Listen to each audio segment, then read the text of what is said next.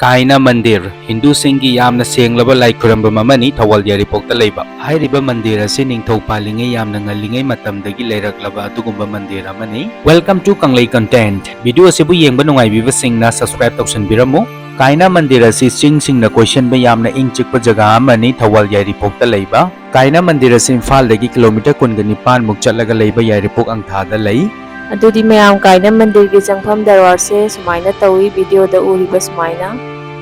aduga akoibada leiriba jaga asina mayam gi gari parking ni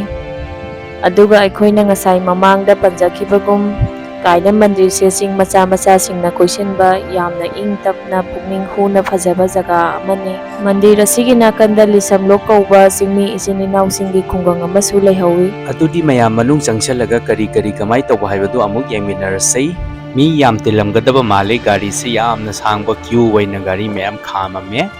adubu yengasi changaga jaga se aduki matik yamna nungaiba oi nungsit aingba mayam hummi yamna ingi yamna nungai isorda katpe yaba poching amadi mari leinaba poching mayamna lakpada pubiraktraga su get ta dum phangbigani mafam asida lakbiba matamda atom su sungsoi soidana peace of mind amadi pukning da satisfaction ama phangbadawna feel tawbigani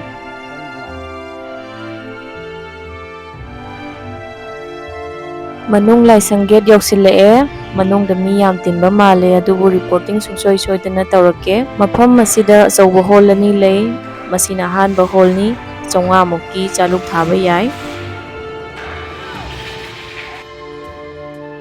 mafam asida Manipur-gi data natana Manipur-gi mapandagi sanatan dharma bu thajaba chachaba mi kaya na lai khuramba amadi visit tawba laknari Masida uriba macha se mayam khangbibra masi jackfruit tree ni masigi wari ama su lei 18th century da Maharaja Baiga Chandra da khanghauda na faurakhiba ithin amadi manglan amagi matungina masida hauriba jackfruit tree sina Bhagwan Krishna gi murti sagadabane haina faurakhi murti taret saki haina wari asida yauri aduga Manipur gi tongan ba jaga da natana Assam da fau murti asi leiki hairi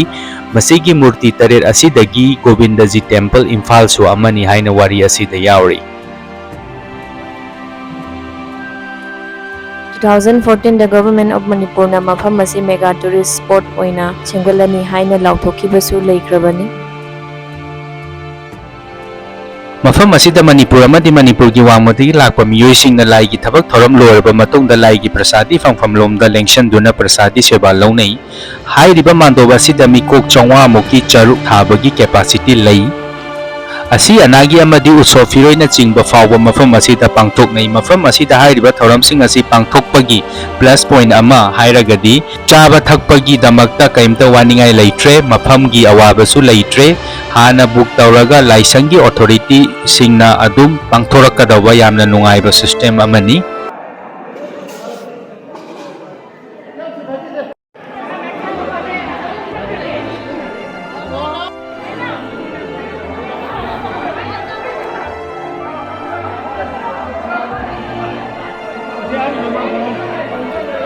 Ngasigi content asidi matang saida loisinjarage video asibu loitrifau yembiriba itininaw singbu hainenga leitana thagachari KANGLEI content gi content sing sibu mayamna nungsibiba amadi yengba nungaibiba pokpiragadi subscribe share amadi like tawba kaubiganu thank you for watching